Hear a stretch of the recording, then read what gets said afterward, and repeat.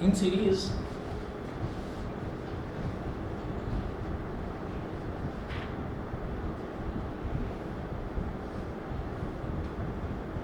current remains same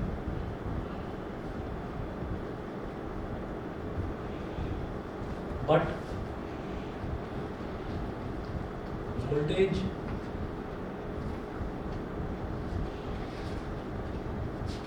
divides. In series current remains same but voltage divides. Second लिखेंगे in parallel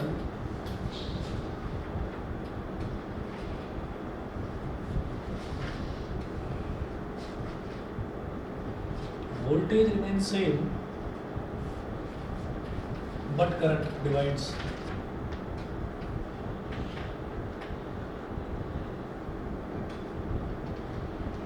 ये दो चीज आपको याद रखनी है। और सीरीज में इन सीरीज में क्या होता है कि अगर मान लीजिए ये इस तरह से कोई बैटरी कनेक्टेड है और एक रेजिस्टेंस यहाँ पर R1 है और एक रेजिस्टेंस R2 है। तो R1 और R2 दो रेजिस्टेंसेस दे रखे हैं। अगर इनका इक्विवेलेंट रेजिस्टेंस आपसे पूछा जाएगा तो आप कहेंगे R is equal to R1 plus R2। तो ये तो हो गया सीरीज में, ठीक है। अब अगर पूछा जाए कि नहीं आप पैरेलल में बताएं, तो इन पैरेलल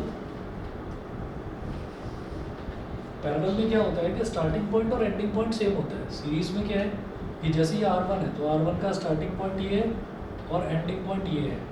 R2 का स्टार्टिंग पॉइंट ये है और एंडिंग पॉइंट ये है, तो दोनों के स्टार्टिंग और एंडिंग पॉइंट डिफरेंट है। एक के पीछे एक कनेक्ट अगर होते हैं रेसिस्टेंसेस तो उनको सीरीज में बोलते हैं। पैरेलल में स्टार्टिंग और एंडिंग पॉइंट सेम होता है। जैसे मान लीजिए ये R1 है तो R1 का स्टार्टिंग पॉइंट ये है और एंडिंग पॉइंट ये है। ऐसे ही R2 का ये दूसरा रेजिस्टेंस है R2, इसका भी देखिए स्टार्टिंग पॉइंट यही है और एंडिंग पॉइंट ये है। तो ये होता है पैरेलल कनेक्शन। पैरेलल कनेक्शन में क्या होता है कि ये वोल्टेज सेम रहती है। तो मतलब जैसे हम ये देखेंगे कि ये वाला जो रेजिस्टेंस है R1, इसमें भी वोल्टेज V चली जाएगी और इसमें भी वोल्टेज V चली जाएगी। क्यों? क्योंकि यहाँ पहले मेंशन करा है in parallel voltage remain same. Parallel में वोल्टेज सेम रहती है, ठीक है। और जो करंट है वो डिवाइड होता है। तो सोचिए कि अगर यहाँ से करंट I डिलीवर हो रहा है, यहाँ तक तो देखिए सिंगल वायर है, यहाँ तक तो I ही पहुँचेगा। लेकिन यहाँ इस वाली ब्रांच में वो चला जाएगा I1 और इस वाली ब्रांच में वो चला जाएगा I2, ठीक है। फिर पूरी ब्रांच में I1 जाएगा, यहाँ तक I1 आ गया। फिर इस पूरी ब्रांच में I2 जाएगा तो यहाँ तक भी I2 आ जाएगा। और फाइनली आप देखेंगे तो I1 प्लस I2 ऐड हो जाएगा तो यहाँ पर हमको I ही मिल जाएगा। तो I जो करंट है, क्योंकि ये पैरेलल था तो करंट डिवाइड हो गया, तो I ही तो डिवाइड हुआ दो अलग अलग करंट्स में, तो I will be equal to this I1 plus I2। ऐसे होता है। पैरेलल में वोल्टेज रहती है सेम और करंट डिवाइड हो जाता है। सीरीज में करंट रहता है सेम। तो सोचो कि यहाँ से करंट निकला I, तो बेटा इसमें भी I जाएगा करंट और इसमें भी I जाएगा। लेकिन ये जो वोल्टेज है ना V, ये वोल्टेज V डिवाइड हो जाएगी कि इसमें तो वोल्टेज जाएगी V1 और इसमें वोल्टेज जाएगी V2। और आप यहाँ पर समझ ही रहे होंगे कि इस केस में V is equal to V1 plus V2 हो जाएगा, क्योंकि ये जो वोल्टेज है यही तो डिवाइड हुई। ये वोल्टेज डिवाइड हुई दो अलग अलग वोल्टेजेस में, V1 और V2 में, तो V will be equal to V1 plus V2, ठीक है। इसी तरीके से ये जो करंट I है, ये करंट I ही तो दो करंट्स में डिवाइड हुआ, I1 प्लस I2। तो इस केस में पैरेलल के केस में I will be equal to I1 plus I2। Voltage का सोचना ही नहीं है, वोल्टेज तो सेम रहेगा। ऐसे ही सीरीज कनेक्शन में करंट का सोचना ही नहीं है, करंट बिल्कुल सेम रहेगा, ठीक है। अब इन फंडों को यहाँ तक क्लियर है भाई? ऑनलाइन वाले बताएं। यस ठीक है। अब इन फंडों को ध्यान में रखते हुए हम आगे बढ़ते हैं।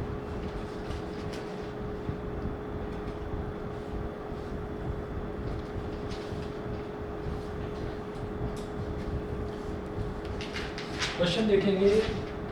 जैसे मैं इसमें देख रहा हूँ सैम्पल पेपर 1 जो है, सैम्पल पेपर 1 तो वो है जो CBSE ने इशू करा था। फिर उसी सैम्पल पेपर के हिसाब से बाकी सारे सैम्पल पेपर डिज़ाइन करे हुए हैं। मेरे पास अरिहंत का है, ये ओसवाल का है। आप कोई भी सैम्पल पेपर उठा लो और उसमें आप ट्राई करना शुरू करेंगे तो सेम नंबर क्वेश्चन नंबर आपको मिलेगा। उसी में आपको जैसे क्वेश्चन नंबर 11 और 12 ये इसमें हर पेपर में दे रखे हैं इलेक्ट्रिसिटी के। तो मैं क्वेश्चन नंबर 12 देख रहा हूँ। क्वेश्चन नंबर 12 में है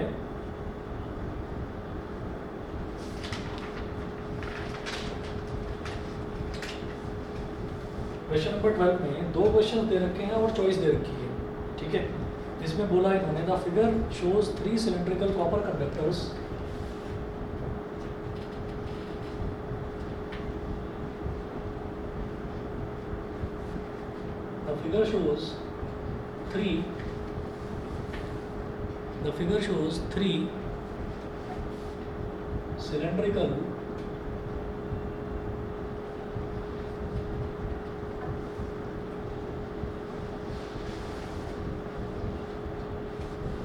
the figure shows three cylindrical copper conductors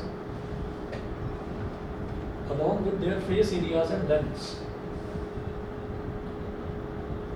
Along with their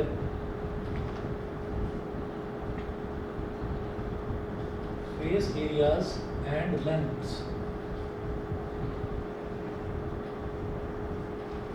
Along with their face areas and lengths. Full stop. Compare the resistance and resistivity of the 3 conductors.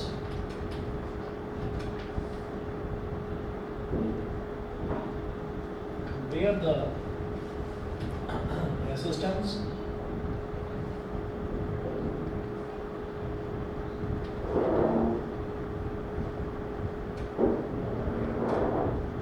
and resistivity of the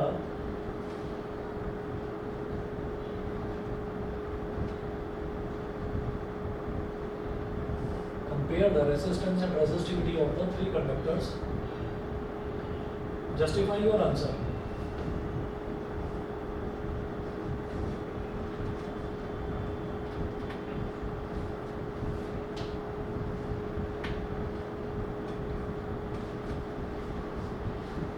The figure shows 3 cylindrical copper conductors along with their face areas and lengths. तो 3 cylindrical copper conductors, तो जरा देखिएगा क्या क्या दे रखा है।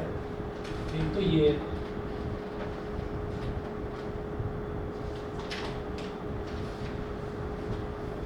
इसका इधर का फेस एरिया यानी कि क्रॉस सेक्शनल एरिया दे दिया इन्होंने ए, और जो लेंथ है वो दे रखी है एल। ये तो फिगर ए हो गई। फिगर बी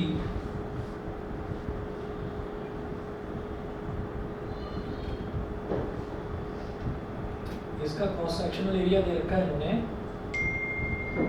A/3 और जो लेंथ है लेंथ दे रखी है 3L।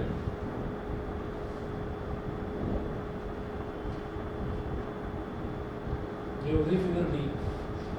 फिगर सी में इन्होंने क्या करा,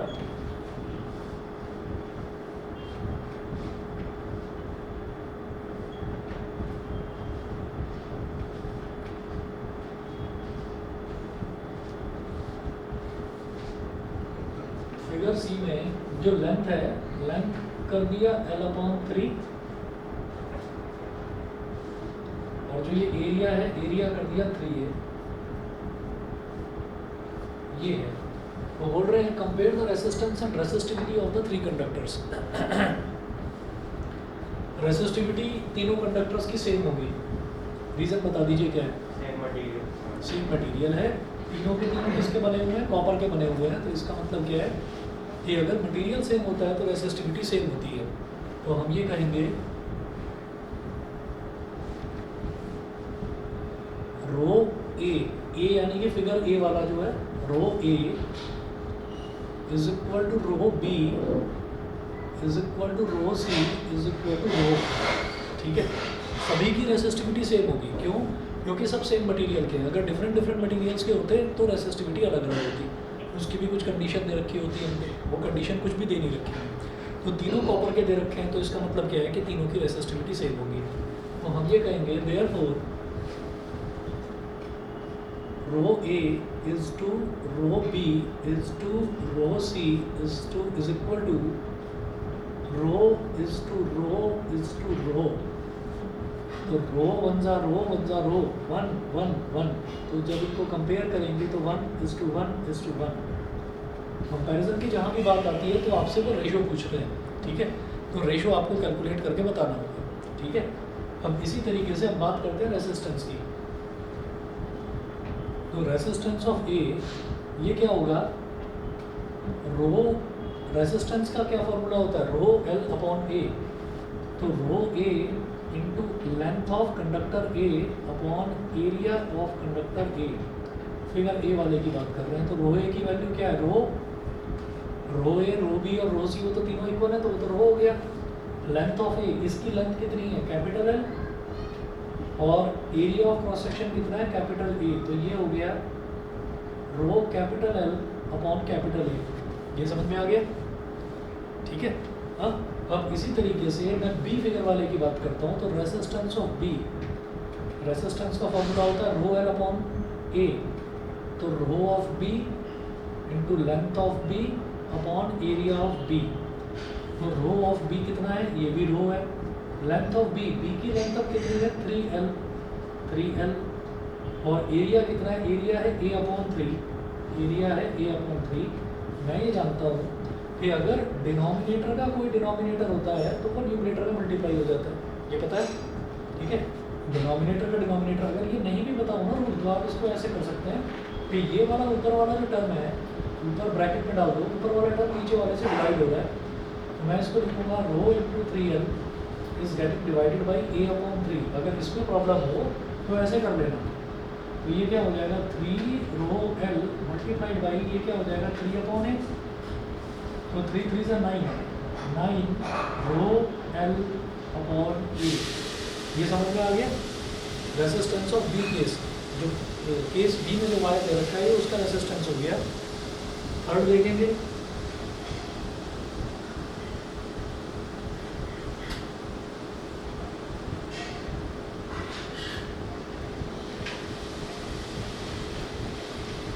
थर्ड में ये है कि अगर मुझे सी का रेसिस्टेंस निकालना है तो resistance of C is equal to again वही रो एल अपॉन ए।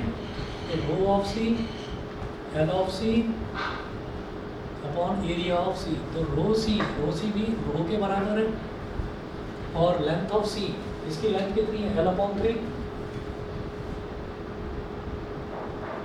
एल अपॉन 3, और अपॉन ए सी कितना दे रखा है, एरिया ऑफ इसका 3A। तो इसको भी इसी तरीके से करेंगे, ये ऊपर वाला टर्म नीचे वाले से डिवाइड हो रहा है। तो रो L upon 3 is getting divided by 3A। तो 3A से डिवाइड हो रहा है यानी कि मल्टीप्लाई बाई 1 अपॉन 3A। तो रो L upon 3 multiplied by 1 upon 3A। तो ये क्या हो जाएगा, रो L अपॉन 9A, और इसको ऐसे लिखेंगे 1 upon 9 into rho L upon A, ऐसे लिखा जा सकता है, ठीक है। तो अब मेरे पास क्या आ गया, resistance of wire A, resistance of wire B, resistance of wire C, ये आ गया। अब तीनों का रेशो ले लो। तो resistance of wire A, resistance of wire B, resistance of wire C क्या हो जाएगा, rho L upon A is to 9 into rho L upon A is to 1 upon 9 is to rho L upon A. Rho L upon A इसमें भी है, रो L upon A इसमें भी है, रो L upon A इसमें भी है। तो ये क्या हो गया, इधर बचा 1, इधर बचा 9 और इधर बचा 1 अपॉन 9, ठीक है। लेकिन इस तरह से तो कोई रेशो होता नहीं कि इधर फ्रैक्शन में आ रहा है।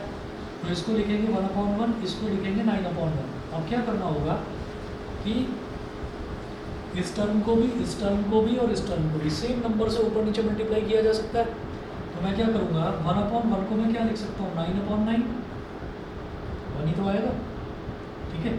मैंने ऊपर भी और नीचे भी 9 से मल्टीप्लाई कर दिया, और इधर भी मैं 9 चाहता हूँ डिनोमिनेटर में, ऊपर भी 9 से मल्टीप्लाई करो और नीचे भी 1 to 9 कर दो, और इधर कुछ मत करो, इधर ऐसे ही रहने दो। मैं ये चाहता हूँ कि नंबर सेम बने रहे। तो ये 9 अपॉन 9 इज टू 9 9 का 81 अपॉन 9 इज टू 1 अपॉन 9। तो इससे क्या होगा, तीनों के डिनोमिनेटर सेम हो गए। तो अब 9 9 और 9 ये काट दिया, तो क्या आ जाएगा, 9 इज टू 81 इज टू 1। तो ये है हमारा इसका फाइनल रिजल्ट, ठीक है। कि रेसिस्टेंस जो है रेसिस्टेंसेस इस रेशो में है और रेसिस्टिविटीज 1:1:1 के रेशो में, समझ गए? ठीक, ये समझ में आ गया ये क्या करें। जब यहाँ पर डिनोमिनेटर एक का डिनोमिनेटर दे रखा है तो दोनों के डिनोमिनेटर सेम बना लो इसके जैसे, ठीक है। और यहाँ पर भी ऊपर नीचे 9 से मल्टीप्लाई, यहाँ पर भी ऊपर नीचे 9 से मल्टीप्लाई और इसको एडजस्ट कर दिए। किसी भी नंबर को ऊपर नीचे सेम नंबर से मल्टीप्लाई किया जा सकता है, ठीक है। तो ये क्वेश्चन नंबर 12 का फर्स्ट पार्ट था, 3 नंबर का क्वेश्चन है ये, तो ये फर्स्ट पार्ट था। अब इसमें सेकंड पार्ट जो है वो आपको दे रखा है, ये इन्होंने दिया है इसमें चॉइस में, तो ज़रा देखिएगा। मैं ये क्वेश्चन मिटा रहा हूँ।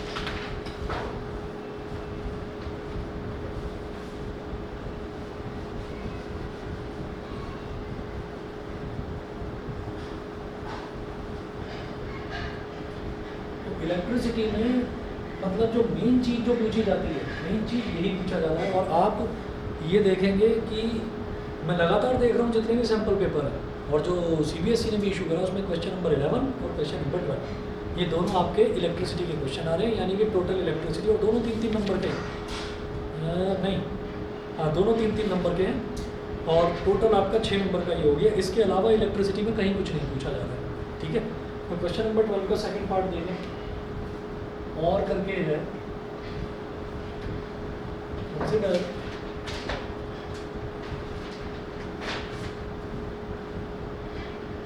The following circuit. अच्छा मैं दोबारा कह रहा हूँ कि किसी भी बच्चे को अगर लगे कि रिप्रोडक्शन वाला जो लास्ट का पोर्शन हमारा बचा है, बर्थ कंट्रोल मेथड्स बेहद आसान है, उसमें कॉन्ट्रासेप्टिव्स का यूज़ है और बर्थ कंट्रोल मेथड्स के लिए जो है मेडिसिन का इस्तेमाल है, तो वो सारी चीज़ें हैं और वो 2-3 मेथड्स दे रखे हैं। वो आप पढ़ोगे ना तो आपको नॉर्मली ऐसे ही समझ में आता चला जाएगा, तो इसलिए मैं उसको छोड़ रहा हूँ, आप लोग कर लेना, मैं मानकर चल रहा हूँ आप लोग कर लेंगे। फिर भी किसी बच्चे को हो कुछ लगे कि नहीं भी नहीं आ रहा है समझ में, तो आज 13 है, 27 से आपके एग्ज़ाम्स हैं, है ना। तो मैं ये मानकर चल रहा हूँ कि अगर हम मोटा मोटा देखें तो आप 23 तारीख तक मैं मान लेता हूँ कि 23 तारीख तक आप रेगुलरली क्लास में आएंगे। फिर 24, 25, 26 3 दिन हम मान लेते हैं कि आप इंग्लिश की प्रिपरेशन करोगे। 27 को इंग्लिश का पेपर है, फिर 5 को है मैथ्स का 5 को है। फिर हम ये कर लेंगे कि 27 तारीख के बाद में 4 तारीख तक अपना टाइम यही रख लेंगे क्लासेस का, और उसमें सिर्फ मैथ्स ही करेंगे। उसके बाद फिर 5 तारीख के बाद फिर 10 को है आपका साइंस का, तो 5 और 10 के बीच में 6, 7, 8, 9 वो 4 दिन सिर्फ साइंस ही कर लेंगे, ठीक है। तो ये जो दिन बचे हुए जो 10 दिन है, इन 10 दिनों में कोई भी डाउट आए तो वो बेझिझक पूछ लेना कि सर ये वाली चीज़ है जो मुझे नहीं आती है, ढंग से मुझे करा दीजिए, है ना। तो इस वाले में मैं जानता हूँ कि इलेक्ट्रिसिटी में ज़्यादातर बच्चों को प्रॉब्लम है, सब अलग अलग बता रहे हैं, तो मैंने सोचा कलेक्टिवली एक बारी में करवा देता हूँ। तो देखिएगा अगला क्वेश्चन दिया है, कंसीडर द फॉलोइंग सर्किट। यहाँ पर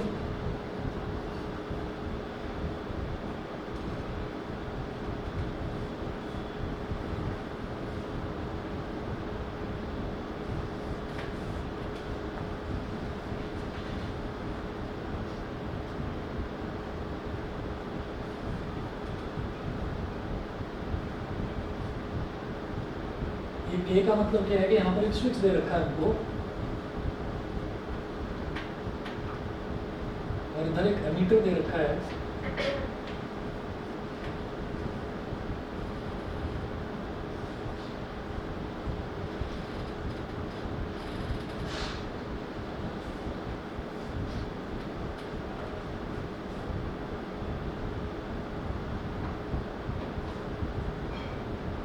तो ये एमीटर और वोल्टमीटर लगते ही क्वेश्चन थोड़ा सा ये लगने लगता है कि भाई क्वेश्चन थोड़ा सा टफ हो गया है, ठीक है। तो जरा देखते हैं अभी इसमें क्या टफ हुआ है। वोल्टेज भी दे रखी है बेटा 6 वोल्ट, ये इधर पॉजिटिव टर्मिनल, ये नेगेटिव टर्मिनल, और ये हो गया 6 वोल्ट, ये वोल्टेज दे रखा है। Calculate the readings of the ammeter and the voltmeter.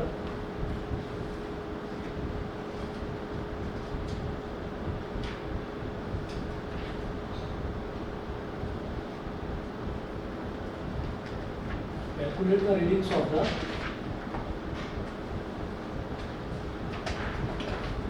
readings of the emitter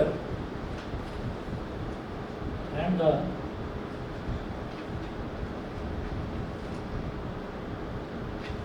voltmeter when key is closed.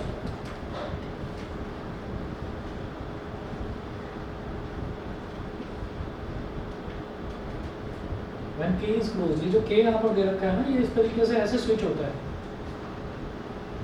तो करंट फ्लो ही तब करेगा जब ये के क्लोज होगा। क्लोज का मतलब क्या है, जब ये यहाँ पर ऐसे कनेक्ट कर दिया जाएगा, ऐसे जब ये यहाँ ऐसे कनेक्ट कर दिया जाएगा के को। तो वो पूछ रहे हैं कि आपको रीडिंग बतानी है एमीटर की और वोल्ट मीटर की व्हेन के इज क्लोज्ड, जब स्विच को क्लोज कर दिया जाएगा। तो एक चीज़ जैसे हमने एक फंडा नोट करा था बिल्कुल शुरुआत में कि in series current remain same end voltage divides, and in parallel voltage remain same but current divides, ये हमने फंडा नोट करा था। तो आप ये देखिएगा कि सीरीज़ में मतलब सीरीज़ में करंट सेम रहता है। तो एमीटर किस चीज़ को मेज़र करता है, करंट को ही तो मेज़र करता है। तो एमीटर हमेशा सीरीज़ में लगाया जाएगा रेसिस्टेंसेस के, एमीटर रेसिस्टेंसेस के सीरीज़ में लगाया जाएगा। ठीक, अब ना भी ये याद आए तो आप वैसे सोच लो कि भाई सीरीज़ में करंट हमारा सेम रहता है, तो इसमें जो करंट जाएगा आई, वही करंट इसमें जाएगा और वही करंट इसमें जाएगा एमीटर में, क्योंकि एमीटर सीरीज़ में लगा हुआ है, एक के पीछे एक लगा हुआ है। अच्छा, अब वो पूछ रहे हैं कि आपको एमीटर की रीडिंग बतानी है, तो कुल मिलाकर आई बता दो, बस आई बता दोगे तो आपके एमीटर की रीडिंग आ जाएगी। उसके बाद ये कहते हैं कि वोल्ट मीटर की रीडिंग बतानी है, तो 12 वोल्ट में जो वोल्टेज है वही वोल्ट मीटर की रीडिंग है। 12 वाला जो ओम है, 12 ओम के पैरेलल में लगा हुआ है ये जो आपका वोल्ट मीटर है, तो इसमें जो वोल्टेज होगी वही उसकी वोल्टेज होगी। तो आप जब भी कभी एमीटर और वोल्ट मीटर लगा हुआ करें, कहीं पर भी आया करें, तो आप इस तरीके से बनाकर देख लो कि एमीटर में वोल्टेज कितना जाएगा, एमीटर में करंट कितना जाएगा, जो इसमें और इसमें जा रहा है, क्योंकि एमीटर सीरीज में कनेक्टेड है। ठीक है, और वोल्ट मीटर का वोल्टेज कितना होगा, जो इसमें वोल्टेज होगा। ठीक है, तो मैं ये कहता हूँ कि ये वाला जो रेजिस्टेंस है इसको R1 मान लीजिए, और कॉमा करके मैं लिख रहा हूँ V1। क्यों? क्योंकि अगर एमीटर और वोल्ट मीटर को एक सेकंड के लिए मैं ये मान लूँ कि है ही नहीं एमीटर और वोल्ट मीटर, तो हम ये कह देते हैं कि वोल्टेज डिवाइड हो रही है, मतलब फिर 5, 8 और 12 ये तीनों के तीनों जो है ये सीरीज़ में कनेक्टेड है। जब ये तीनों सीरीज़ में कनेक्टेड हैं तो इसमें वोल्टेज डिवाइड होगा। तो यहाँ पर वोल्टेज जाएगा V1, यहाँ पर इसके रेसिस्टेंस को आप मान लो R2, कॉमा यहाँ वोल्टेज जाएगा V2, और इस रेसिस्टेंस को आप मान लीजिए R3, और यहाँ वोल्टेज जाएगा V3, यहाँ वोल्टेज जाएगा V3। इतना समझ में आ गया? ठीक है, तो सबसे पहले मैं ये देखूँगा ये जो करंट, ये जो वोल्टेज है V, ये 6 वोल्ट दे रखा है हमको, और ये जो I है ये कौन सा करंट है, ये वही करंट है जो इसमें से निकल रहा है, क्योंकि यहाँ कहीं पर वो डिवाइड नहीं हुआ करंट, तो इसमें से निकल रहा है। तो इसका मतलब क्या हुआ, आप पहले पूरे सर्किट का इक्विवेलेंट रेजिस्टेंस निकालो। तो यहाँ लिखिएगा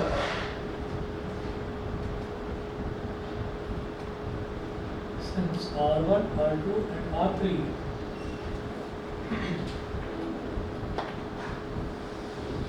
are in series, therefore R is equal to R1 plus R2 plus R3। तो R किसके बराबर हो जाएगा, R1 plus R2 plus R3 के इक्वल हो जाएगा। R1, R2, R3 की वैल्यू डालिए, R is equal to R1 की वैल्यू क्या है 5, R2 की वैल्यू क्या है 8, और R3 की वैल्यू है 10। कितना हो गया 25 ओम जो है ये पूरे सर्किट का रेजिस्टेंस हो गया। तो भाई पूरे सर्किट का रेजिस्टेंस आ गया, पूरे सर्किट की वोल्टेज मुझे पता है, तो इसका करंट आ जाएगा। तो I will be equal to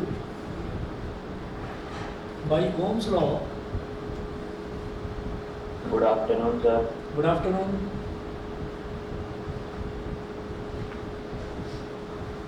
by Ohm's law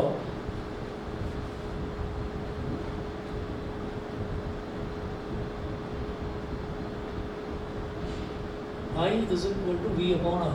तो I is equal to V कितना है 6 और R कितना है 25। 25 अपॉन 6 आ गया। तो कैसे करेंगे, 25 0 सा 0, फिर 60 बन गया, 25 2 सा 50, और 60 माइनस 50 हो गया 10, 10 के आगे 0 लगाया 100, 25 4 सा, यही आ रहा है 0.2524 एम्पियर। तो मैंने देख लिया कि 0.24 एम्पियर ही ये आई जो है यही एमीटर में जा रहा है, तो एमीटर की रीडिंग हो गई 0.24 एम्पियर। उसके बाद मुझे निकालना है कि इसके अक्रॉस वोल्टेज कितना होगा, V3 कितना होगा। भाई 5, 8 और 12 तीनों तो सीरीज में लग रहे हैं, तो इसके अक्रॉस करंट भी तो आई ही होगा, समझ रहे हैं कि नहीं, है ना। तो हम ये कहेंगे current across I3 is equal to I is equal to यही आपका 6/25 एम्पियर या 0.24 एम्पियर बोल दो, आपकी मर्जी है, कुछ भी बोल दो, दोनों सही है। तो V3 will be equal to IR3। अब I कितना है 6/25 और R3 कितना है 12, तो 12 6 72/25, 25 2 50, 72 -50 कितना हो गया 22, 22 के आगे 0 लगाया 220, तो 8 ज़ा और फिर 8 ज़ा, तो 2.88 वोल्ट। तो हम ये कहेंगे therefore reading of ammeter is equal to I is equal to 0.24 ampere. क्यों? क्योंकि एमीटर में भी करंट आई ही जा रहा है, ठीक है। ये जो 12 ओम वाला है ना, इसमें भी करंट आई ही जाएगा, क्योंकि सीरीज में सब में करंट सेम जाता है। अब इसके अक्रॉस वोल्टेज है हमारा 2.88 वोल्ट, तो बेटा पैरेलल में वोल्टेज सेम रहता है, तो जब इसमें 2.88 वोल्ट है तो ये वोल्ट मीटर पैरेलल में लगा हुआ है, तो वोल्ट मीटर की रीडिंग भी 2.88 वोल्ट ही होगी, ठीक है। तो रीडिंग ऑफ वोल्ट मीटर उधर क्लियर है? Yes sir. ठीक है, चलिए जी, reading of voltmeter is equal to V3 is equal to 2.88 volt, ठीक। तो ये आपका जो है ये सैम्पल पेपर 2 में था, फिर मैं सैम्पल पेपर 3 में पहुंचता हूँ। इसमें भी क्वेश्चन नंबर 11 और 12 ये दोनों आपके यही वाले दे रखे हैं, इलेक्ट्रिसिटी वाले। तो इसमें देखिएगा क्वेश्चन नंबर 12 सैम्पल पेपर 3, ये मैं ये करवा रहा हूँ ओसवाल वाला। कुछ बच्चों ने हो सकता है ओसवाल का लिया हो, तो वो यहाँ से ट्राई कर सकते हैं। हर एक चैप्टर का, हर एक सैम्पल पेपर का क्वेश्चन नंबर 11 और क्वेश्चन नंबर 12 ये मैं चाहता हूँ कि 23 तारीख से पहले सारे बच्चे कर डालें, ठीक है। चाहे ओसवाल हो आपके पास, चाहे अरिहंत हो, चाहे जुगाट हो, सब में क्वेश्चन नंबर 11 और 12 यही मिलेगा आपको इलेक्ट्रिसिटी का। ये आप कर डालना, क्योंकि ये मेन एग्जाम में जो 4 छुट्टी मिल रही है वो कम पड़ जाएगी अगर ये न्यूमेरिकल्स आपके मजबूत नहीं होंगे तो, ठीक है ना। तो वो टाइम सिर्फ रिवीजन के लिए छोड़िएगा, तो जो मुश्किल टॉपिक्स हैं वो निपटा लो अभी।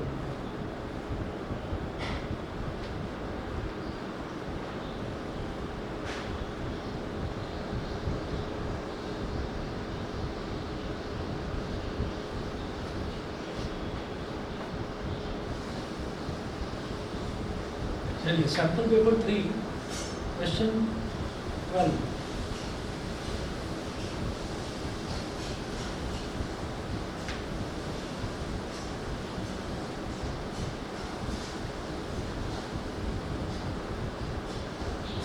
Find the effective resistance between points A and B. मैं 11 नहीं करवा रहा हूँ, 11 मैंने अभी उसका भी नहीं करवाया, क्योंकि 11 जनरली किस पर आ रहा है, 11 आ रहा है या तो ओम्स लॉ पर, या फिर आ रहा है पावर पर, करंट दे दिया, या फिर आ रहा है कमर्शियल यूनिट ऑफ इलेक्ट्रिसिटी पर। कमर्शियल यूनिट ऑफ इलेक्ट्रिसिटी में क्या किया जाता है कि पावर को किलोवाट में रखते हैं और टाइम को आवर्स में रखते हैं। वो क्वेश्चंस भी करेंगे, लेकिन कंपेरेटिवली देखा जाए तो ये क्वेश्चन ज़्यादा टफ है। वो आसान है, वो एक बार को खुद भी कर सकते हो, या मैं बाद में करवा देता हूँ। पहले ये वाले करेंगे। Find the effective resistance between point A and B. Find the effective resistance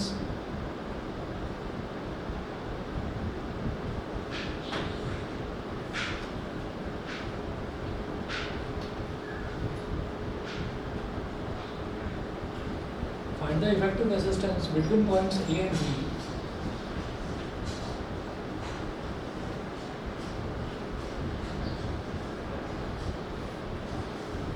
in the network shown below.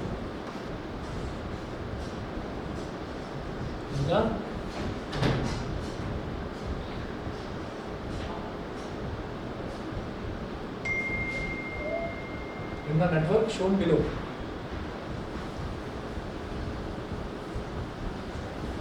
Network देखिएगा क्या है,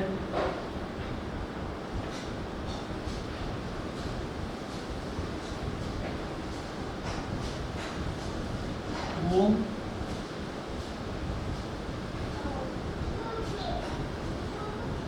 6 ओम,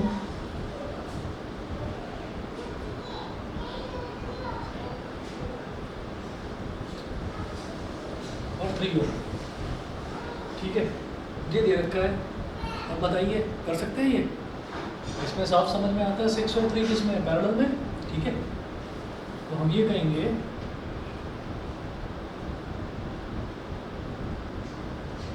6 ohm and 3 ohm are in parallel. तो हम हर एक रेसिस्टेंस को नाम दे देते हैं। इसको बोल दिया R1, इसको बोल दिया R2 और इसको बोल दिया R3।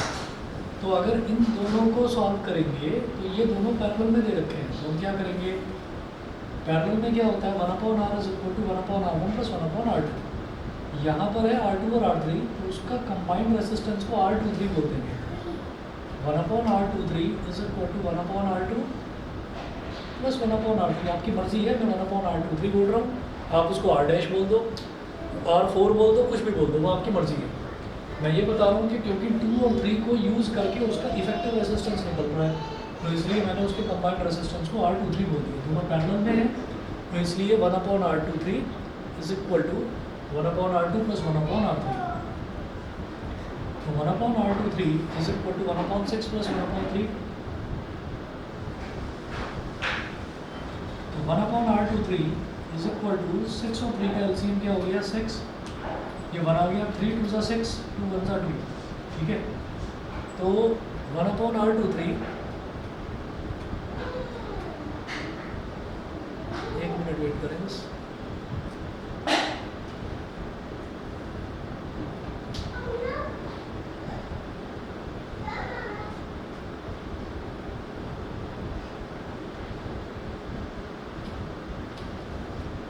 वन अपॉन R23 आगे कर देता हूँ, इधर दिखाई नहीं देगा।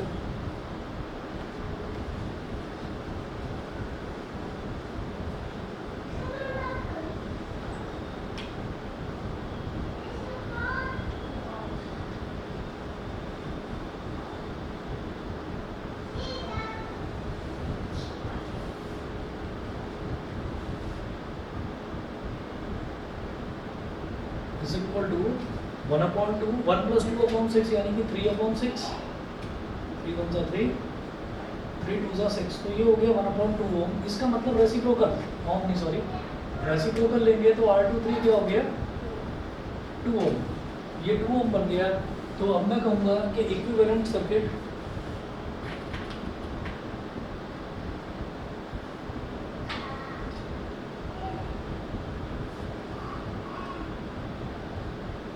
ये जो पहला वाला रेसिस्टेंस है इसको मैंने बोल दिया R1, और जो R2 और R3 की हेल्प से आया उसको बोल दिया R23। तो R1 कितना है 2 ओम और R23 कितना आया, ये भी 2 ओम आया, ठीक है। तो अब मेरा इसका जो टोटल रेसिस्टेंस आ गया R is equal to R1 plus R23।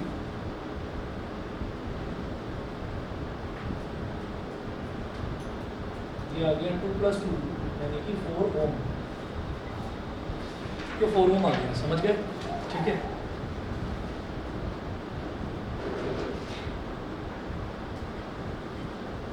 अगला क्वेश्चन और करके जो दे रखा है,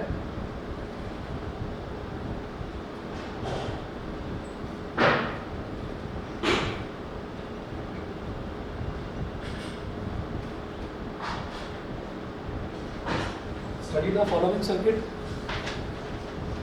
and calculate the potential difference across 5 ohm resistor and calculate the potential difference across 5 ohm resistor, potential difference across 5 ohm resistor।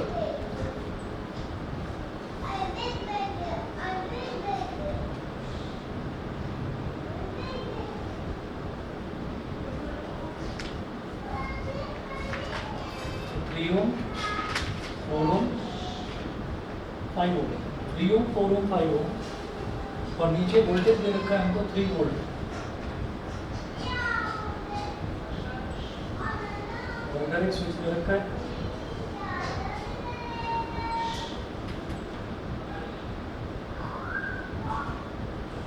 Voltage दे रखा है 3 वोल्ट, वो बोल रहे हैं कि आपको 5 ओम रेसिस्टर में पोटेंशियल डिफरेंस निकालना है। ठीक है, निकाल लोगे?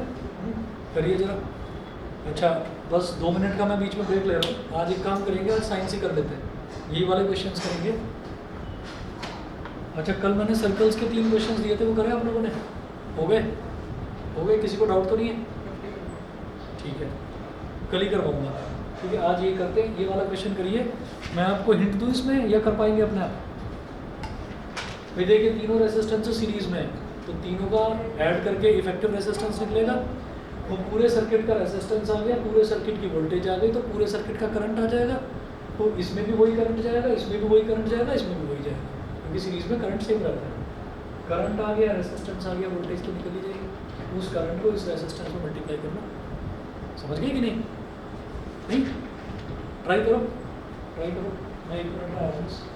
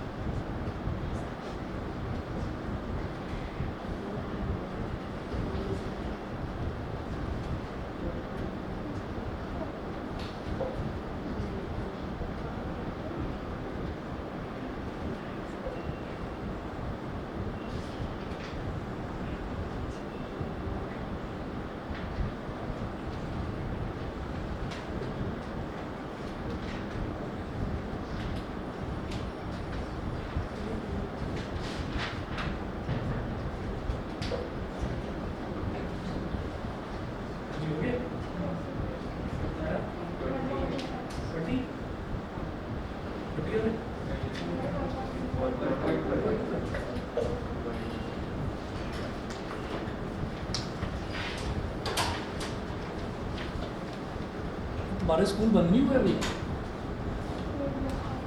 Good afternoon.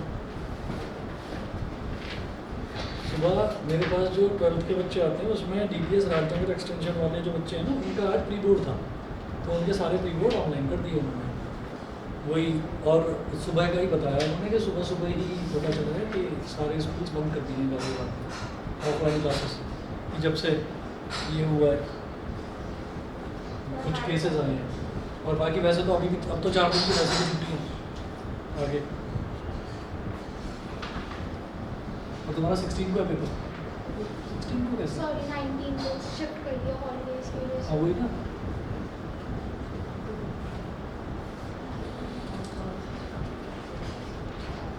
हाँ जी 1.25 आया सभी का? बताओ भाई। अच्छा 1.25 आया, आ गया सभी का? आ गया? छोड़ दूँ मैं इस क्वेश्चन को? दिखाओ करा, दिखा तो दो।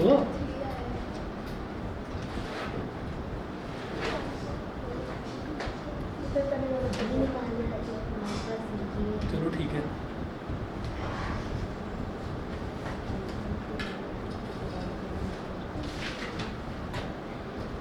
इसके बाद ये सैम्पल पेपर 3 का था, फिर देखते हैं सैम्पल पेपर 4। सैम्पल पेपर 4 में भी क्वेश्चन नंबर 12 देखते हैं। Find the current drawn from the battery.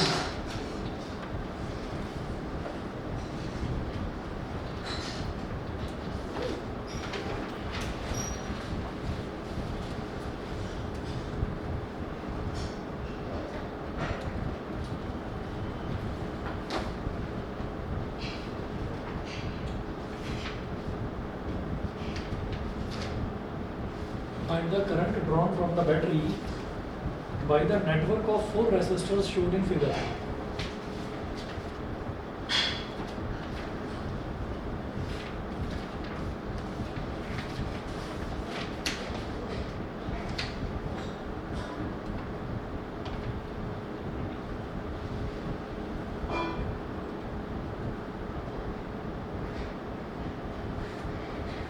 Shown in figure. तो 4 रेजिस्टेंसेस दे रखे हैं, कुछ इस तरह से है।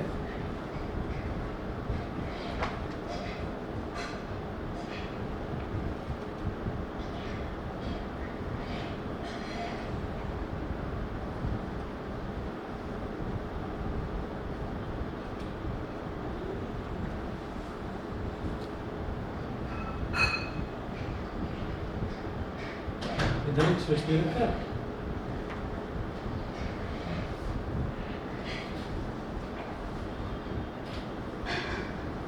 ये 3 वोल्ट है वोल्टेज।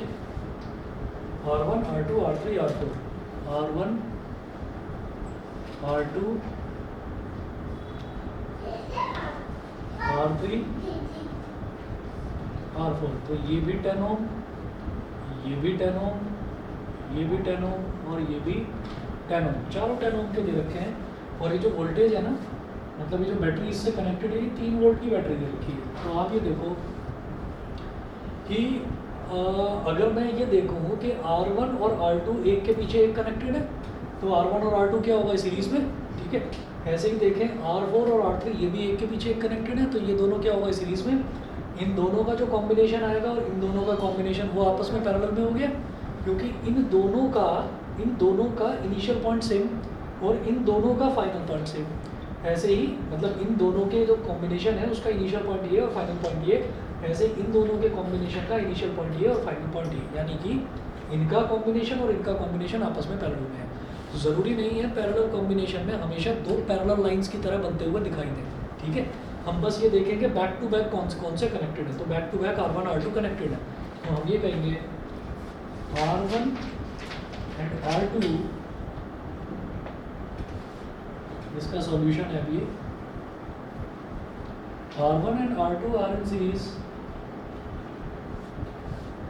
therefore R12, इन दोनों के इफेक्टिव रेजिस्टेंस को R12 बोल दिया, R1 प्लस R2, यानी कि 10 प्लस 10 मतलब 20 ओम।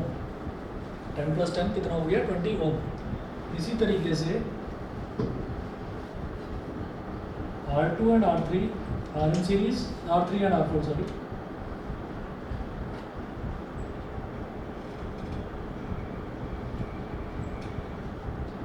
R3 and R4 are in series, therefore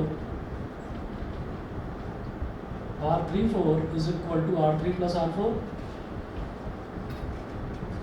मतलब वही 10 plus 10 is equal to 20 ohm, 10 plus 10 is equal to 20 ohm।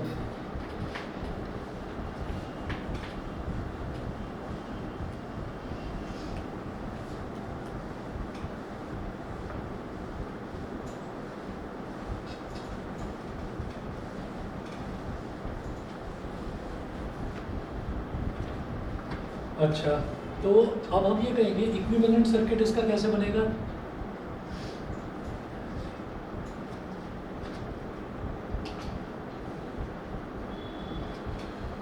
Equivalent circuit R12 क्या हो जाएगा? 20 ओम।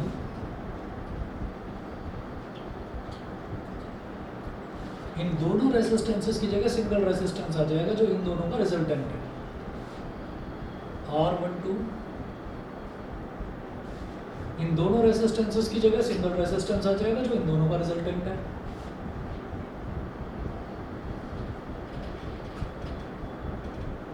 R34 तो ये भी 20 और ये भी 20। ये 3 वोल्ट है। अब हम ये बोलेंगे कि R12 and R34 are in parallel.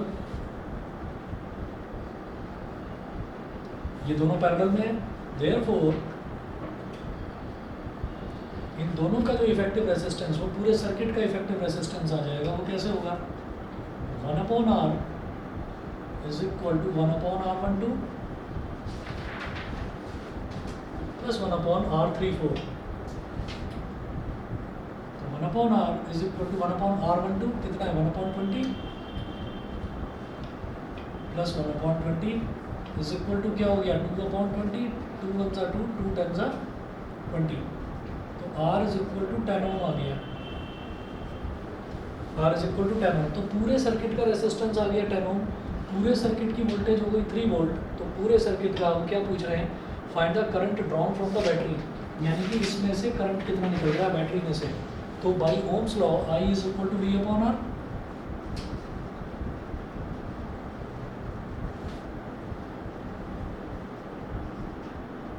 अब V कितना है? 3 और R कितना है? 10। कितना हो गया? 0.3 एम्पियर। ठीक है, 0.3 एम्पियर। अब और करके इसमें दूसरा क्वेश्चन दे रखा है।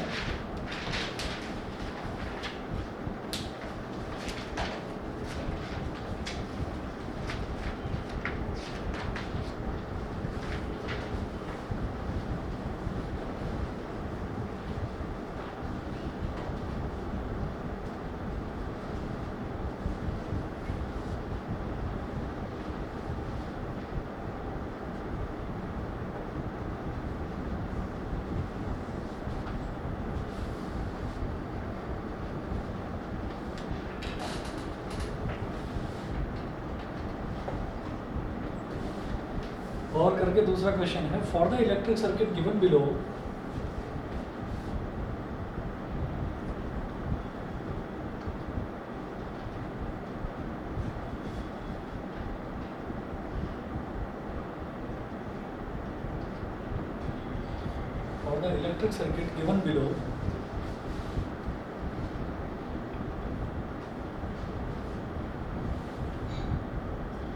कैलकुलेट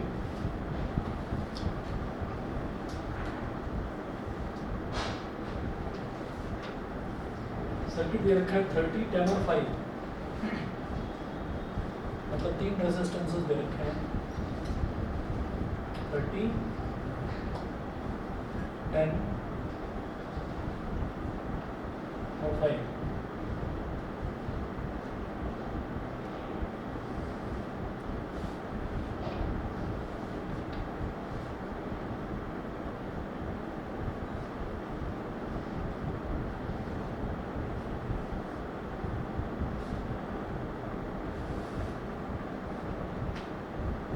प्लस माइनस ये हो गया 6 वोल्ट, 30 ओम, 10 ओम, 5 ओम।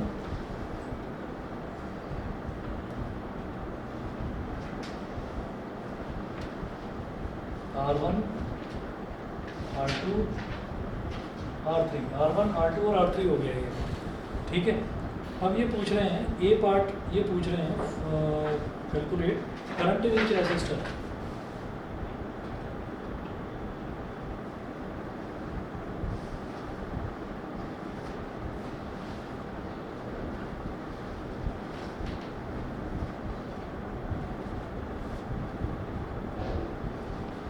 इन्होंने पूछा total current drawn from the battery.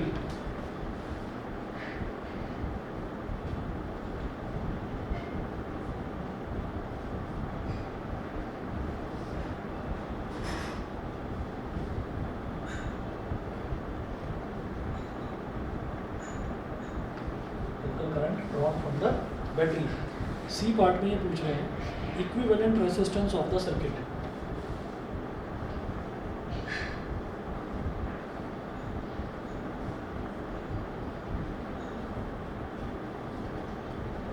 Equivalent resistance of the circuit.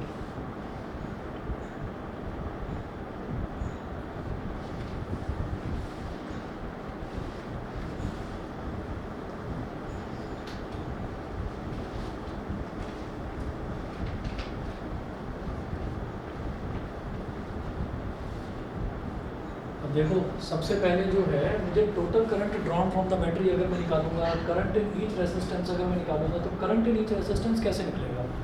आप ये देखिएगा कि ये पहला, ये दूसरा, ये तीसरा, ये तीनों रेजिस्टेंसेस जो हैं ये पैरेलल में कनेक्टेड है। पैरेलल में कनेक्टेड है तो इनमें वोल्टेज सेम रहने वाली है। तो यहाँ पर जो वोल्टेज है यहाँ पर भी वी जाएगी, यहाँ पर भी वी जाएगी और यहाँ पर भी वी, तीनों में वोल्टेज तो सेम जाने वाली है। ठीक है, कितनी? 6 वोल्ट। 6 इधर, 6 इधर और 6 इधर। तो वो पूछ रहे हैं करंट इन ईच रेजिस्टर क्या आप निकाल सकते हैं? तो हम ये करेंगे, ये पार्ट में हमारे पास है करंट इन ईच रेजिस्टर में निकालना है। तो बाई ओम्स लॉ,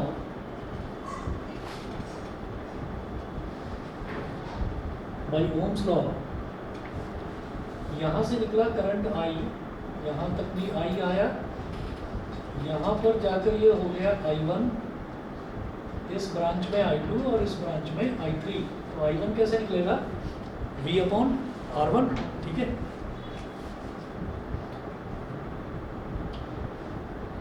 अब V कितना है? 6। तो पैरेलल है, पैरेलल में वोल्टेज सेम रहने वाली है।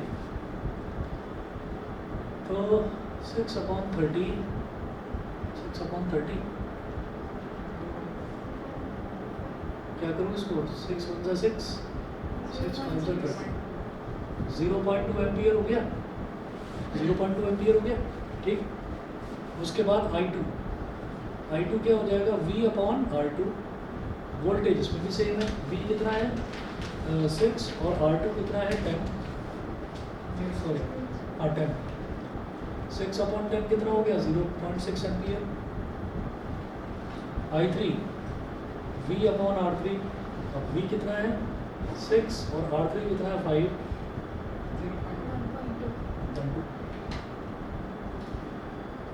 1.2 एम्पियर। तो करंट इन ईच रेजिस्टर आ गया। ठीक है, अब वो पूछ रहे हैं total current drawn from the battery. तो टोटल करंट कितना होगा? I = I1 + I2 + I3। ठीक है, तो टोटल करंट आ जाएगा।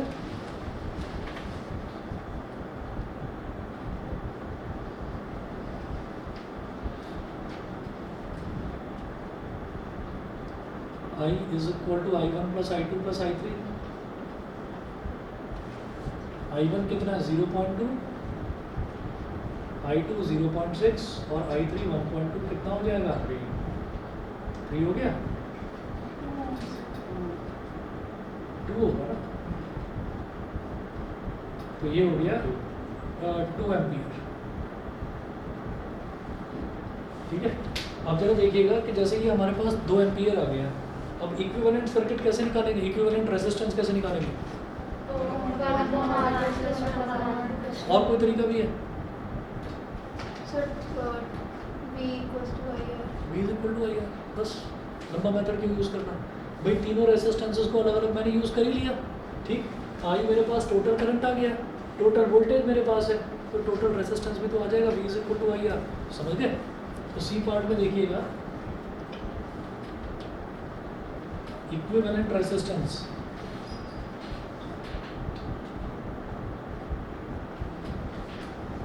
R = क्या हो जाएगा? V/I, वही ओम्स लॉ, V = IR होता है। हाँ जी, V कितना है? 6 और I कितना है? 2, 3 ओम्स। और वैसे भी करके देख लो, वैसे भी करके देखेंगे तो सेम आएगा। 1/5 + 1/10 + 1/30 करके देखो, ठीक है, समझ गए? तो कई बार ऐसा होता है कि हमें वो पूरा लंबा फॉर्मूला लगाने की ज़रूरत नहीं पड़ती, ऐसे सीधे ही हो जाता है। क्लियर है? चले आगे।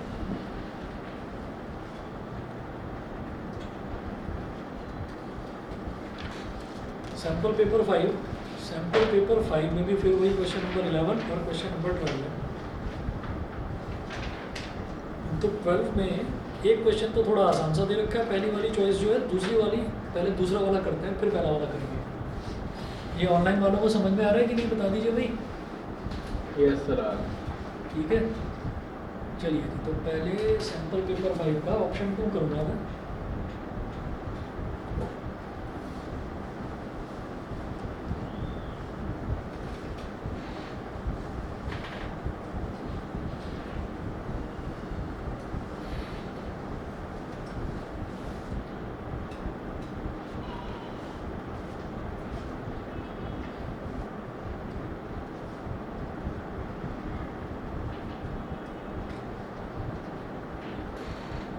इसका भी क्वेश्चन नंबर 12 का पहले सेकंड पार्ट देखेंगे। Consider the following circuit diagram.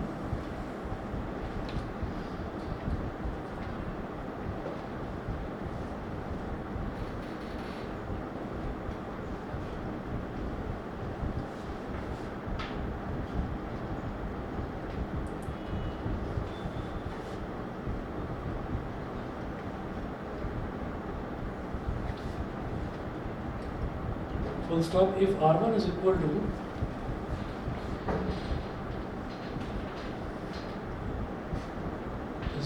R2 is equal to R3 is equal to R4 is equal to R5 is equal to 3 ohm। 5 resistances हैं, पांचों के पांचों 3 ohm के इक्वल हैं। Find the equivalent resistance of the circuit.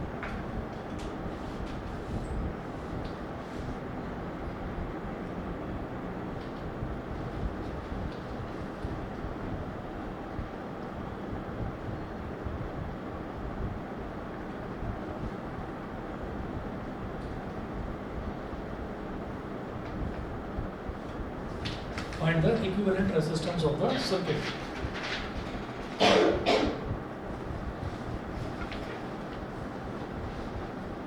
यहाँ एक ammeter दे रखा है, प्लस माइनस, और इधर दे रखा है स्विच।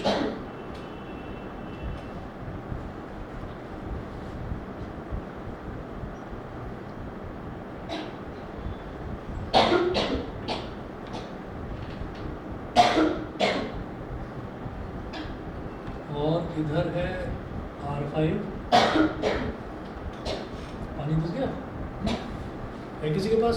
पानी नहीं, क्या तो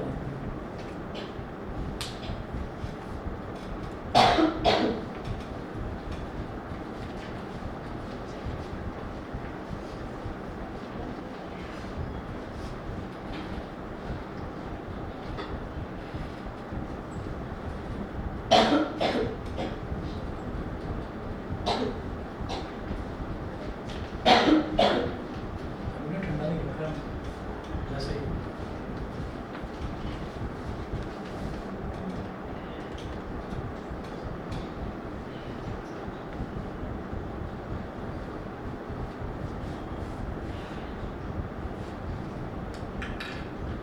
ये रेजिस्टेंस R5 है।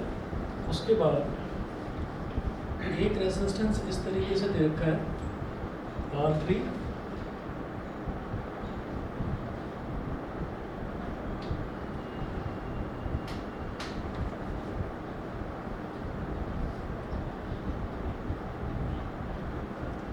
एक रेजिस्टेंस है R2।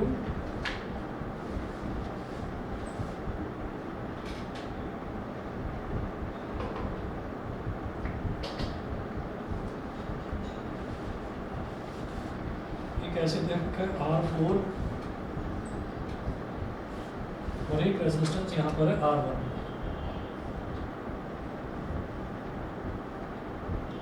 सारे रेजिस्टेंसेस की वैल्यू सेम है। मुझे ये बता दो सीरीज में कौन सा है, पैरेलल में कौन सा? R4 और R2 और R3 सीरीज में है। बिल्कुल सही। उसके साथ R4 R2 और R3 ये दोनों तो सीरीज में है, इनका जो कॉम्बिनेशन आएगा वो R4 के साथ पैरेलल में है। ठीक है, तो हम क्या करेंगे, ये जो कहानी दे रखी है ये फालतू की दे रखी है, इससे कोई लेना देना नहीं, क्योंकि उन्होंने क्वेश्चन में पूछा है फाइंड द इक्विवेलेंट रेजिस्टेंस है। तो इसलिए इस एमीटर के अक्रॉस करंट कितना होगा, इसके अक्रॉस वोल्टेज कितना होगा, उससे कोई लेना देना नहीं है। ठीक है, तो हम सीधा सीधा यहाँ पर ये करेंगे कि R2 and R3 are in series। R2 and R3 are in series. Therefore R23 दोनों का जो कॉम्बिनेशन है उसको R23 बोल दूंगा, तो वो हो जाएगा R2 प्लस R3 और सारे रेजिस्टेंसेस की वैल्यू 3 ओम है, ये हो जाएगा 3 + 3 यानी कि 6 ओम। फिर क्या करेंगे, एक इक्विवेलेंट सर्किट बना देंगे इसका, ये मिटा रहा हूँ इधर से।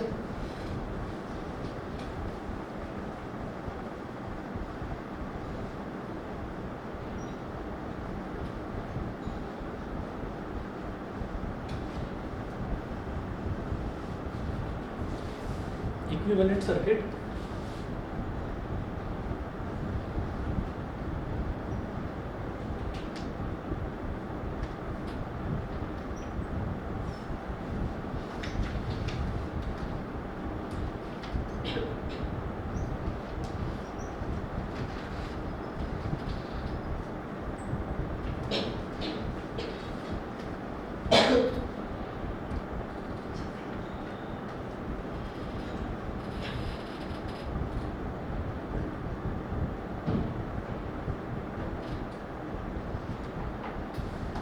अब ये देखिए कि मैं R2 और R3 की जगह मैं R23 लिख दूंगा, तो आप ये देखिए कि क्या इसमें ऐसा वायर जोड़ना ज़रूरी है?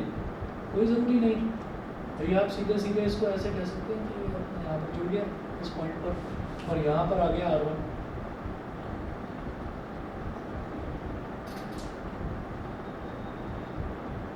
फिर इधर एमीटर, इधर एक स्विच और इसको ऐसे, समझ गए? ये टेढ़ा मेढ़ा सा शेप भी हो जाए कोई फ़र्क नहीं पड़ता, हमें तो सिर्फ इतना समझ में आ रहा है कि इनिशियल पॉइंट R4 का ये है और फाइनल पॉइंट ये है। तो ये R4 है, R4 का इनिशियल पॉइंट ये है और फाइनल पॉइंट ये है, और ये जो बना है ना रेसिस्टेंस, ये क्या बना, ये R2 और R3 का कॉम्बिनेशन बना, तो इसको क्या बोलेंगे, R23। ठीक है, तो ये हो गया R23। ये R1 है और ऊपर वाला क्या था, R5। अब आप बताओ, अब किसको सॉल्व करूं पहले? सर इन दोनों को ये दोनों पैरेलल में है तो इन दोनों को सॉल्व कर लें। ठीक है, तो अब हम लिखेंगे R4 and R23 are in parallel. Therefore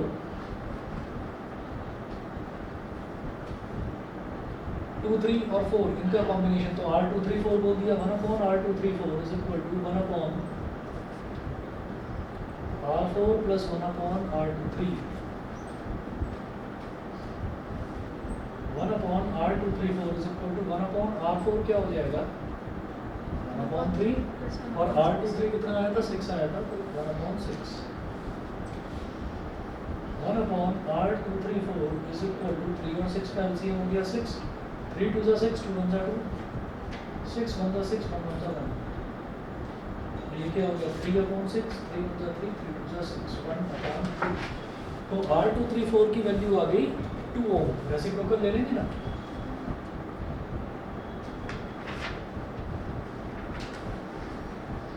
R234 आ गया 2 ओम।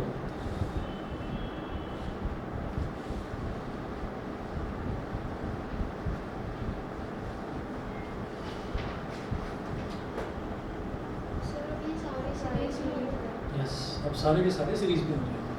किसी को ये लग रहा हो कि पैरेलल में है तो वो भी बता दें मुझे। पहले मैं इक्विवेलेंट सर्किट बना रहा हूँ।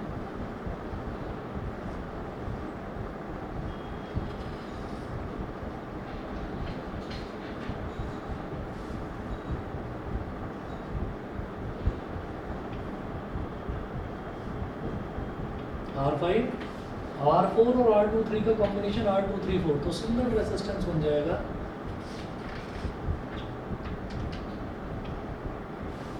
R234 और ये है R1।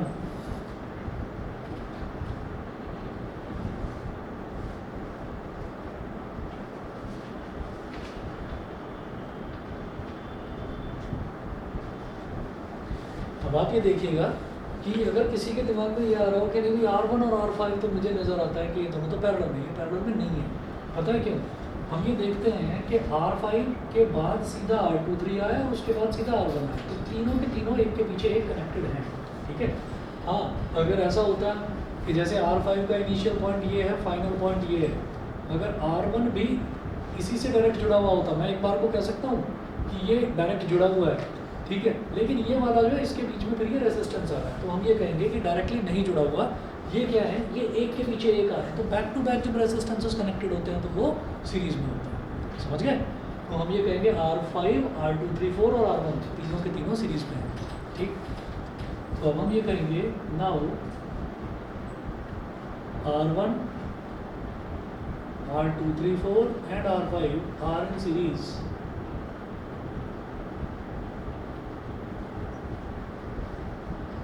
Therefore, R is equal to R1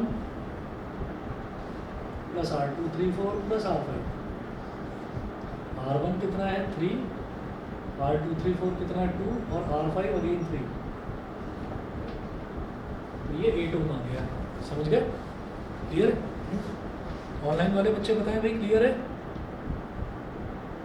yes sir. ठीक है, चलिए जी, इसकी चॉइस में जो दूसरा क्वेश्चन दे रखा है,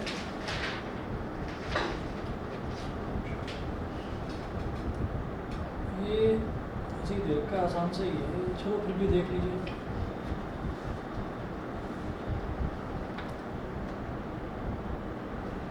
ये छोड़ो, इसको मैं आपको ना फोटो खींच कर भेजूंगा इसकी, तुम भेजना फोटो खींच कर ग्रुप पर। पेज नंबर 47, क्वेश्चन नंबर 12 का फर्स्ट पार्ट मैं याद दिला दूँगा। हाँ, वेरी गुड।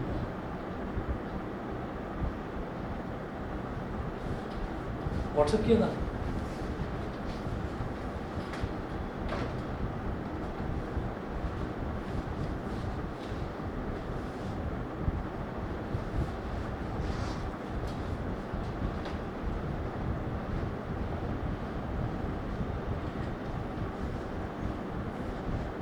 चलो जी, फोटो मिलेगी इसकी।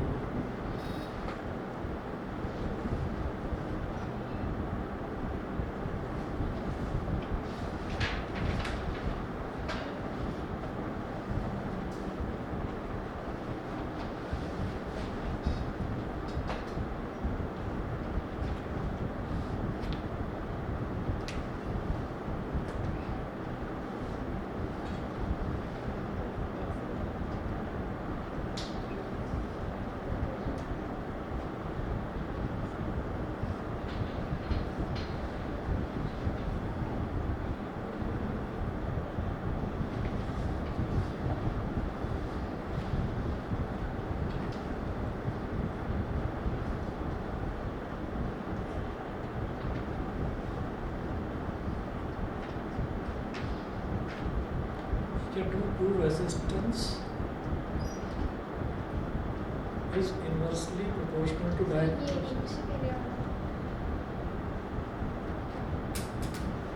अच्छा ये वाला, ये क्रॉस वाला,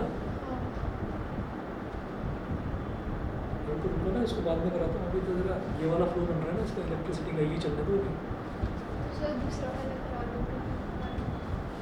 दूसरा वाला कराते हैं।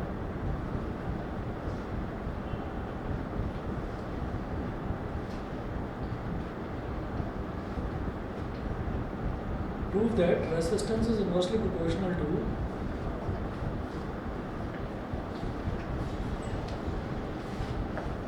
एक क्वेश्चन नोट करें। Prove that resistance of a wire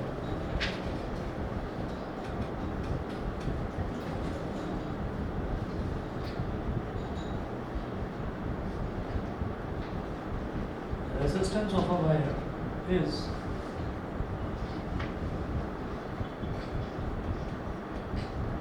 inversely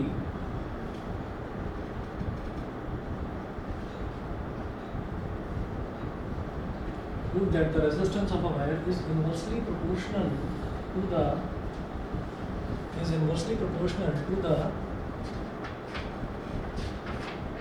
square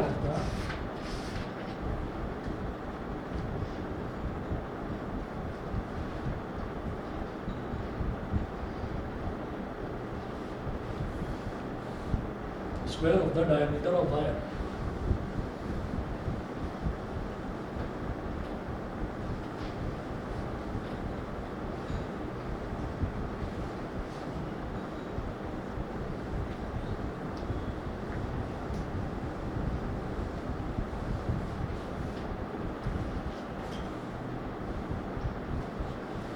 तो ये वायर ले लिया हमने ऐसे,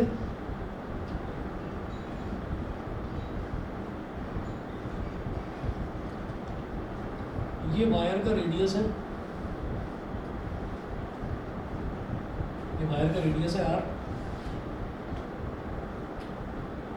और ये वायर की लेंथ है l, r और l, ये हो गया। अब वो बोल रहे हैं resistance of a wire is inversely proportional to the square of the diameter of wire. तो we know that resistance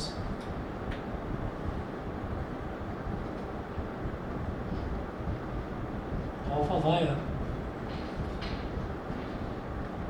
R is equal to rho L upon A, ये होता है R is equal to rho L upon A। तो R is equal to क्या हो जाएगा, rho L upon area of cross section क्या हो जाएगा, pi R square। तो R is equal to rho L upon pi, radius को क्या लिख सकते हैं, d/2 का whole square. R is equal to rho L upon pi d square upon 4। Denominator का डिनोमिनेटर न्यूमरेटर में आ जाता है।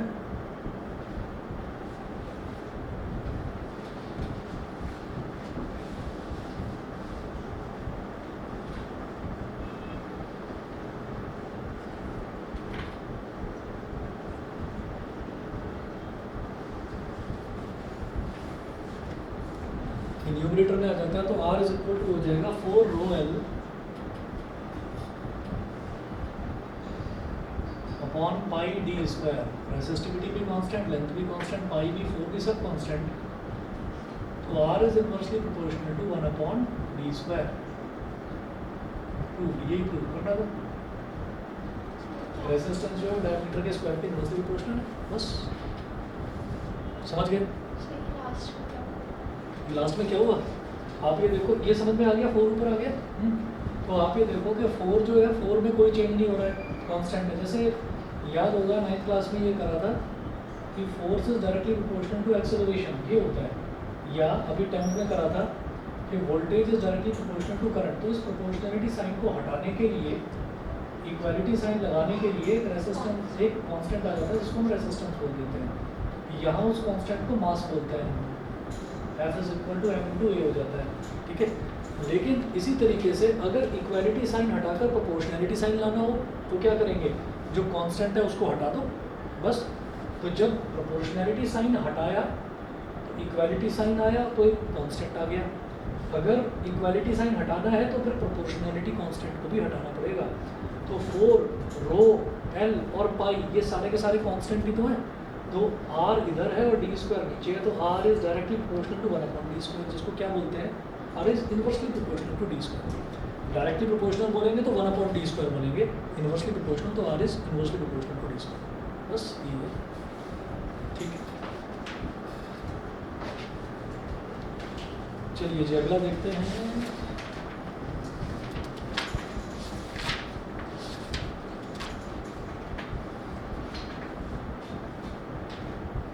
अब आगे के जो सैम्पल पेपर्स हैं इनमें क्वेश्चन थोड़े से स्टैंडर्ड के हैं।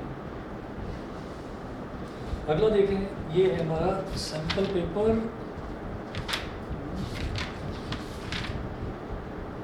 अच्छा, ये अनसॉल्व पेपर्स हैं, तो ये सैम्पल पेपर 1 शुरू हो गया, वो 5 खत्म हो गए।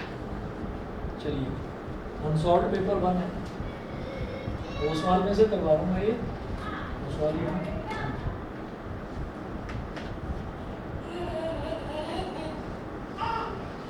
सॉल्व पेपर 1 और इसका क्वेश्चन नंबर 12 है।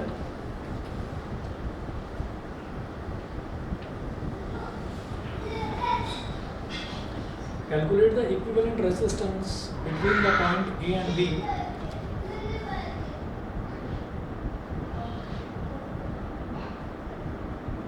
Calculate the equivalent resistance between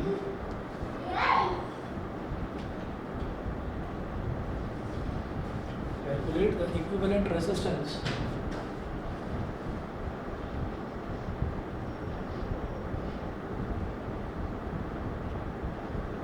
between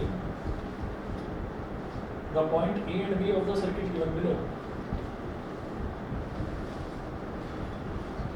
Between the point A and B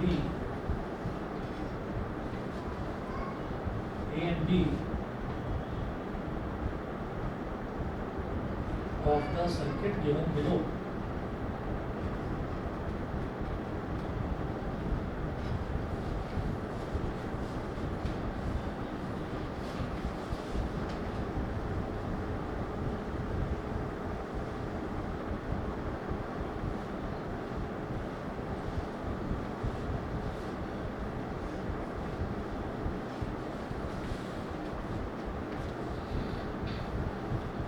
circuit देखिएगा क्या दे रखा है।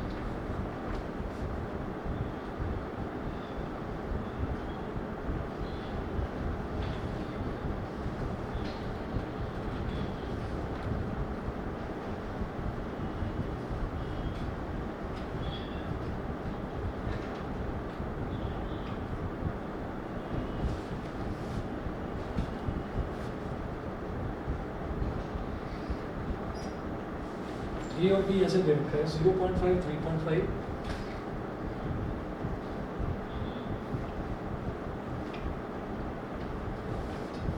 2.5 और 8.5।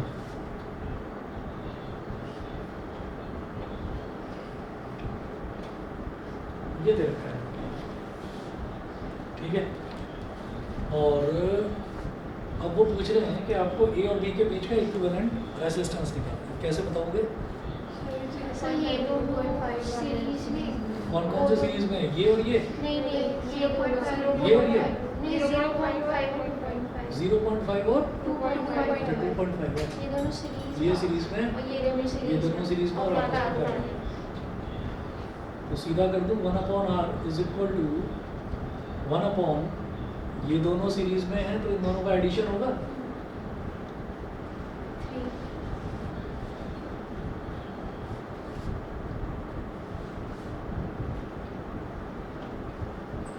एग्जाम में मत कर देना, शॉर्टकट तरीके से गलती हो जाएगी आप लोगों से बता दूँ, ठीक है। मैंने क्या करा, इन दोनों को सीरीज में लिया तो सीरीज में क्या होगा, दोनों एडिशन होगा। तो इन दोनों का इक्विवेलेंट रेजिस्टेंस क्या हो गया 0.5 प्लस 2.5। इन दोनों का इक्विवेलेंट रेजिस्टेंस क्या हो गया 8.5 प्लस 3.5, ठीक है। तो इनका इक्विवेलेंट रेजिस्टेंस ये हो गया, इनका इक्विवेलेंट रेजिस्टेंस ये हो गया 1/r1 plus 1/r2 is equal to 1/r, ठीक। 1/r 1/3 प्लस कितना 12, 1/r इज इक्वल टू 3 और 12 का एलसीएम 12, 3 4 जा 12, 4 1 जा 4, तो 5/12। r इज इक्वल टू क्या हो गया 12/5, 2.4 ओम। समझ गए?